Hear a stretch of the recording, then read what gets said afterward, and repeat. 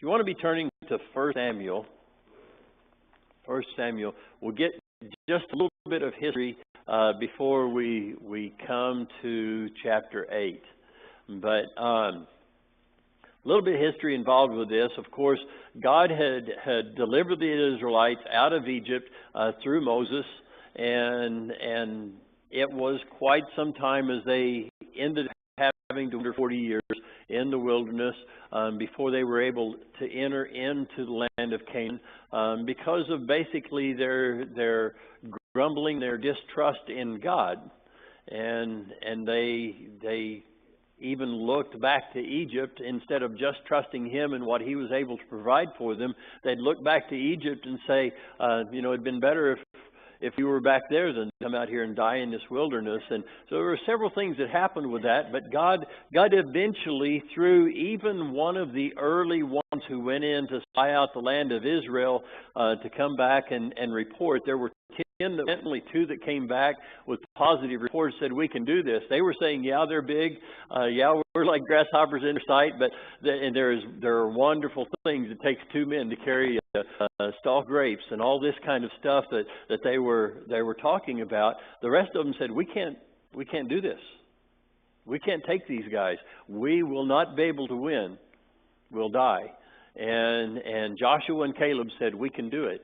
God is with us. We can do it. Well, Joshua and Caleb were the only 2 that were 20 and above that entered into the land of Canaan. The rest of them died in the wilderness. And Joshua and Caleb led them in. And Joshua was basically the one chosen to do that. And Caleb, of course, very much involved with it as well. But Joshua doing that. And as they come through the Lord, the land of Canaan, and then the land ended up being a tribe. During Joshua's time, and Joshua really called upon the people of Israel to remain faithful to God, and he says, you will desert Him. You won't serve Him. You will desert Him. You will go after these other gods. And they said, no, but we will. And he said, you'll be a witness against yourself. But he says, that as we in my house, we will serve the Lord. And he said, we will too. And he called them to that, and was holding them to that. And people stayed faithful during the time of Judges' mind that after Joshua died, there arose a generation who didn't know the Lord. I don't know exactly what happened with that, whether it was just the kids didn't listen or the parents stopped teaching. But they didn't know the Lord. And so there was a whole generation of people that didn't know God. And so they began to do, even as it says, what was right in their own eyes. It was just, whatever you thought was right, that's what you did. And that was the standard you lived by. And the people, because of that, there was just this cycle that started happening. They would get depressed because you can't just do what's right in your own eyes all the time. Things don't work out very well that way. And when they got depressed and they were oppressed, there was the Philistines and others that would come in, and even the Amorites, and they would come in and they would, the people of and when he calls a judge. And so there you have the book of Judges. If you want to read this cycle, you can go to the book of Judges. You can see it happen over and over and over again. And read it, and it seems like, man, this didn't last very long. Well, if you'll read, some of these judges judged for 40, 42 years. They judged for a long time. Some of them just a short amount of time, others for a long time. And so you had at least lifespans or partial lifespans where these people were following one judge who was basically ruling over the people, but he was working by God's hand to deliver them, and they would be delivered through war. They would be delivered out of the hands of these people who were oppressing them. They would do good for a while, and then that judge would go away, and the same thing would happen all over again. It was just a cycle. And then along came this woman who really wanted to have a baby. Her name was Hannah. And she had gone up with her husband to make the yearly sacrifice. And the high priest, his name was Eli. And there's some reoccurring things that in study of this that keeps happening. It keeps coming up. And I don't know, maybe it keeps coming up for a reason. And we just need to see it, or we need to be reminded. But Eli was the high priest, and his sons were as wicked as they could be. You really don't see anything about Eli that was that bad, except for he wouldn't correct his kids. They were grown now. I mean, they were stealing from the people. They were stealing from God.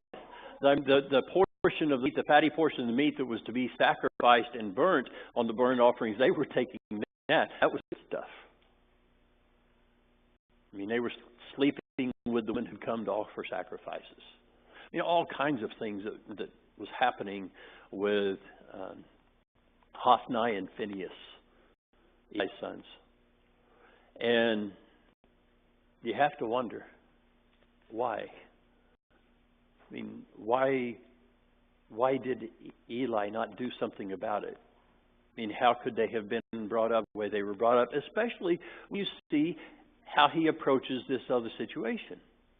Because Hannah is up there, she's praying to God, and so she's off to the side, and she's praying.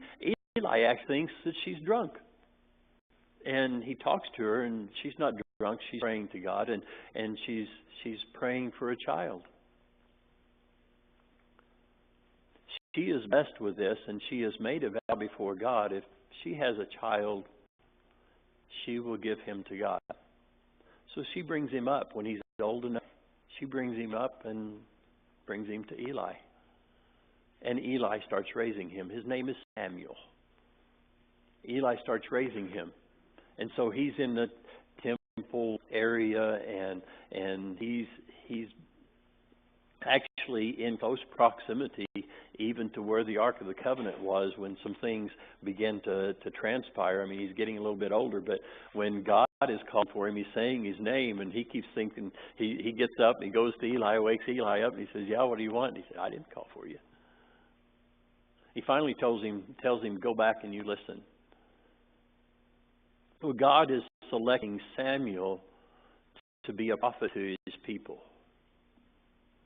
And that's what Samuel does. By the time we come to chapter 8 of Samuel, there's a lot of things that have happened. And you see how God is using Samuel mightily among the people. But you see some things here, and one thing that just comes up, and it's not necessarily, as I mentioned just a little bit earlier, it's not necessarily a main point, I don't think, of what I want to share today, but it keeps coming up. And so let's read in 1 Samuel chapter 8. It says, "And it came about when Samuel was old that he appointed his judges over Israel. Now the name of his firstborn was Joel, and the name of his second Abijah. They were judging in Beersheba. His sons, however, did not walk in his ways, but turned aside after dishonest gain and took bribe, perverted justice." That's the part that just keeps coming up. So maybe that's what I should have been preaching on today. Why is it godly people can continue to raise ungodly kids? Why is it that we as a people fail to teach people about God? Teach your own children about God. Samuel was a good guy. I mean, you're not going to find a better one.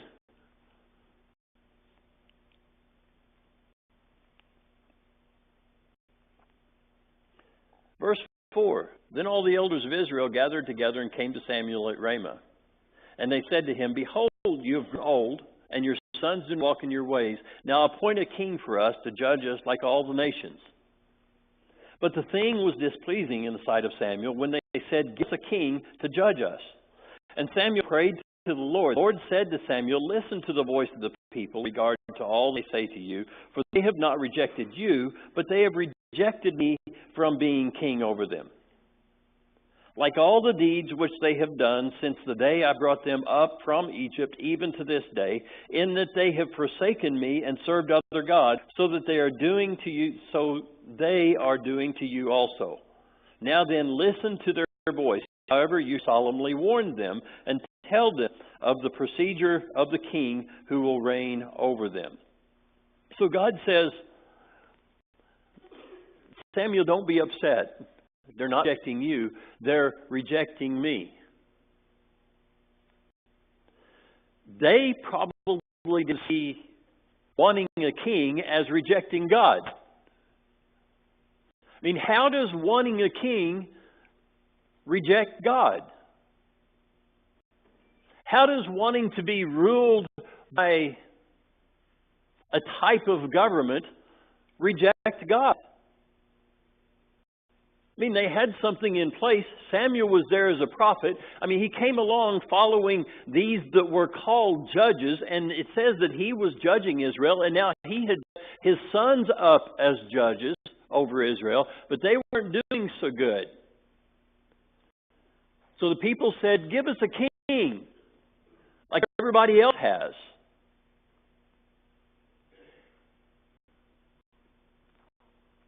And God says, that's rejecting me. They didn't see it that way. Verse 10, so Samuel spoke all the words of the Lord to the people who had asked him a king.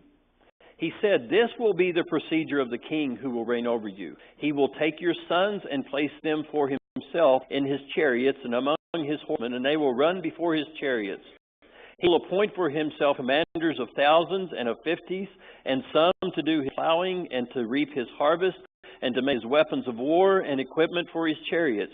He will also take your daughters for perfumers and cooks and bakers.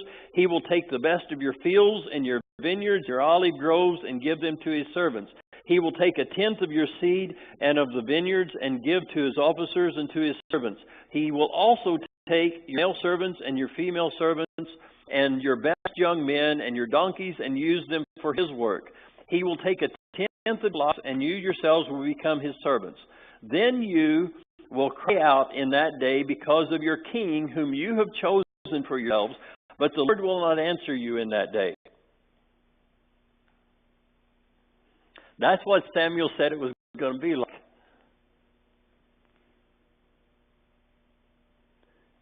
He said, you want a king? Then that king's going to need protection. That king is going to start taxing you. That king is going to start taking of yours and use it for himself and use it for those soldiers that he is going to start appointing, because he's going to start making war and he's going to organize the military. Is this what you want? Nevertheless, the people refused to listen, verse 19, to the voice of Samuel, and said, no, but there shall be a king for us, that we may also be like all the nations, that our king may judge us and go out before us and fight our battles. And after Samuel had heard all the words of the people, he repeated them in the Lord's hearing. The Lord said to Samuel, listen to their voice and appoint them a king. So Samuel said to them, go every man to his city. God's not going to make us choose him any more than he was going to make these people choose him.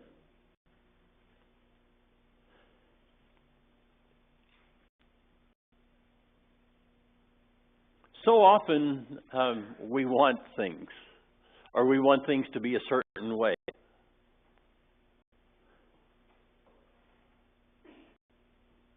At what point for us does it become rejecting God? Because we want things to be a certain way. And we're going to do everything within our power. And these people, I mean, in and of themselves didn't seem like they probably had that much power. But they were coming to Samuel and saying, appoint for us a king. We want a king. And did you notice the reason that they gave? So that we can be like everybody else. Everybody else around us is a king. We're a laughingstock to these nations. We don't even have a king.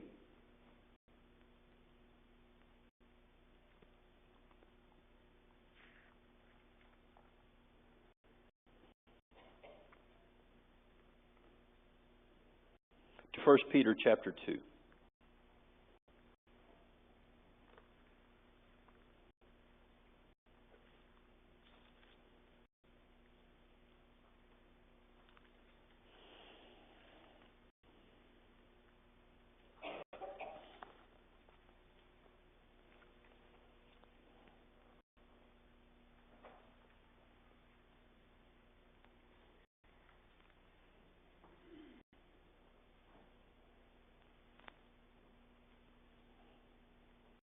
In verse 9, 1 Peter chapter 2, beginning in verse 9, he says, "But you are a chosen race, a royal priesthood, a holy nation."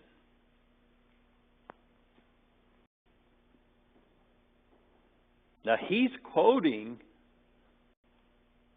but he's saying it, Peter is saying it to those who are Christians in the first century.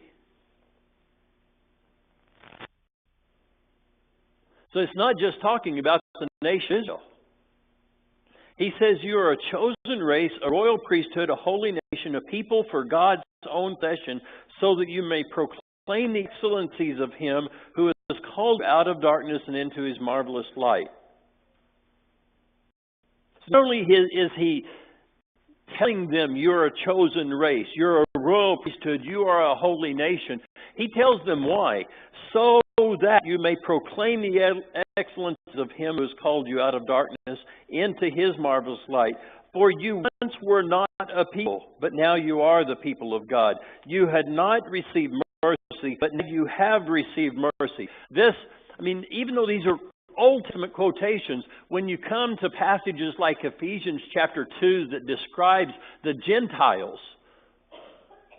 and he says you were once alienated from God, away from the covenants of promise, but now you have been brought together. Now you have been brought near by the blood of Jesus Christ. He has made both groups into one, he's saying here. And so in Ephesians 2. And so, it's so similar to what is being said over here, that God has made for Himself a people. And our focus gets off of Him and on something else that is just going to make this life better. How is that any different than the people? Samuel was still alive, and his two sons weren't doing a good job. They were perverting justice. They weren't, as judges, running a very good government. And the people said, we want a king. We want to be like everybody else. We want a king too. God said, so they're not rejecting you, they're rejecting me. So if our focus becomes on what will make this life better, how is that different than them rejecting God? Honestly.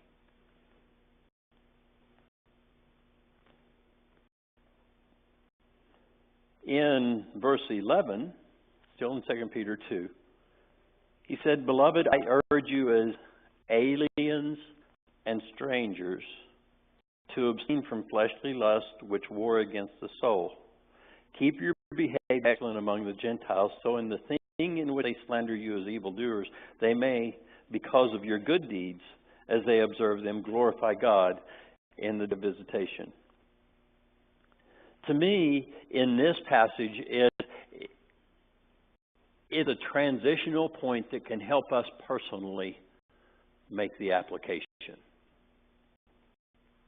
When we're looking at Samuel and looking at what the people are saying, and they're wanting to become like everybody else and to become a nation that has a king,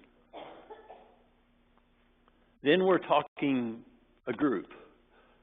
When you read verse 9, you're a chosen race, a royal priesthood, a holy nation, a people for God's own possession. We see that individually, but we're seeing it as a group. We're seeing it as a race. We're seeing it as a nation. As priesthood, if you will, and we haven't even touched on that one. That we are a priesthood. And He has really set us apart.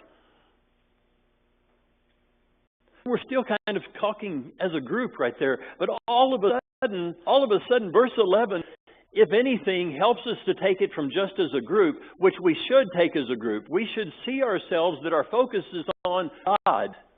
Our focus is on Him, on Jesus Christ. But then when you come to verse 11, beloved, I urge you as aliens and strangers to abstain from fleshly lust, which war against the soul. As strangers and aliens, what do you notice about strangers and aliens? How do you notice? If you go out and all of a sudden there's somebody from somewhere else and they have just got here, can you spot them usually? Talk to them. They talk different. Very likely they dress different. They may have on a funny hat. Mannerisms. Sometimes the way they eat.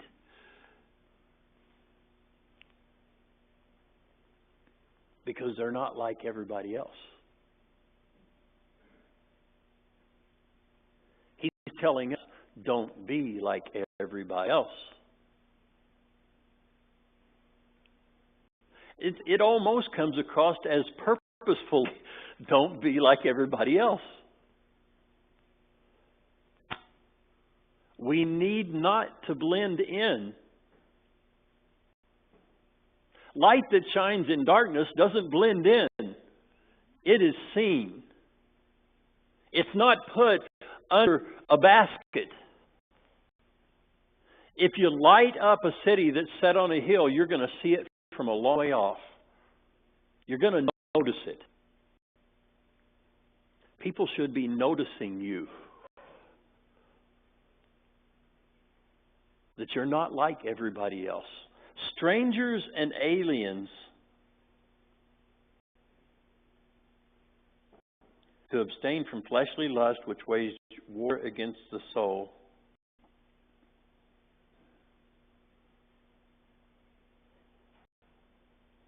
If we accomplish that one, we're going to stand out. We read that word lust a lot of times and we only think sexual. That's not what the word lust in and of itself means. It's desires, it's intense desires that are there. Keep behavior excellent among the Gentiles, so in the thing in which they slander evildoers, they may, because of your good deeds, as they observe them, glorify God in the day of visitation. So, he's saying don't stand out because you're doing things to make yourself seen that can be used against you. Keep your behavior good. But recognize you're a stranger. Recognize you're an alien. Recognize you don't belong here.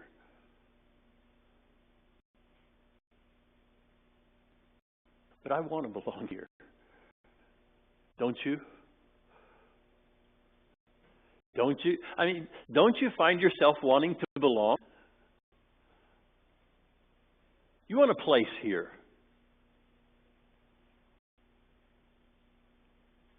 In the flesh. He's saying, our place isn't here.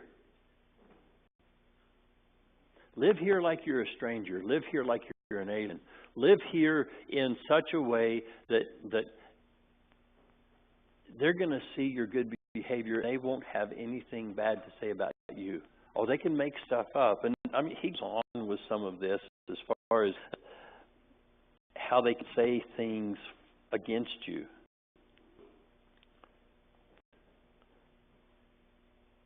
And they will. Much in the same way that people can say things bad about people who aren't like themselves. Strangers and aliens. Just because they're strangers and aliens. I wasn't going to go to Romans 12 because it seems like I go there quite often. But I want to mention verse 2, but not with the focus that we always seem to go there and look, or that I do.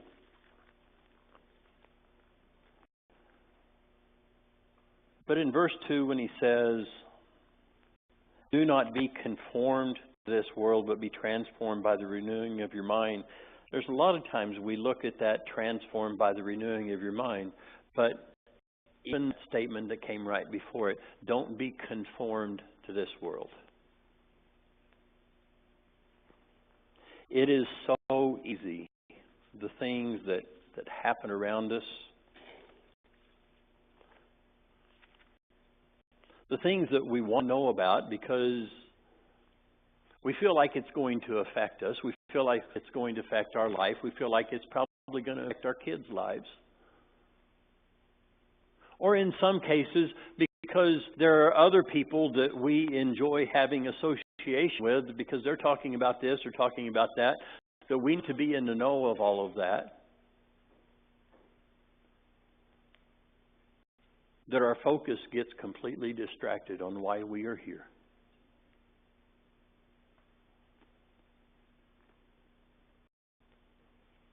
There is no end until the end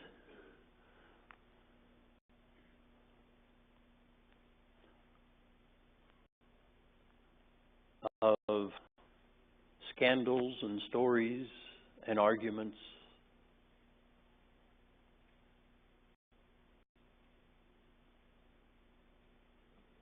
The oldest one here would be able to recall when they were kids, and they could recall those kind of things happening.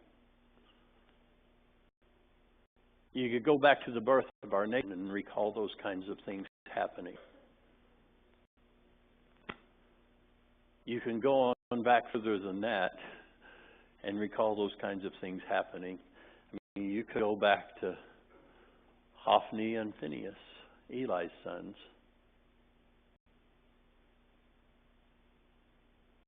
Oh, you might just go ahead and take it back to the Garden of Eden. That's not our focus. We really are strangers and aliens here if that's not our focus. If it becomes our focus, then guess what? We're no longer strangers. We're no longer aliens. We're no longer seen as any different than everybody else who's struggling with the same things or arguing about the same things.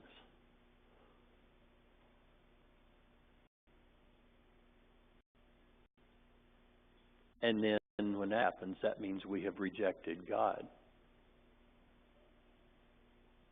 We most times don't think of it that way. We're just a little distracted. But God says, Samuel, they've not rejected you. They've rejected me. So I guess, if nothing else, application, and hopefully we've already made some as listening to these things that His Word is saying. But let's not get distracted. Let's remember why we're here.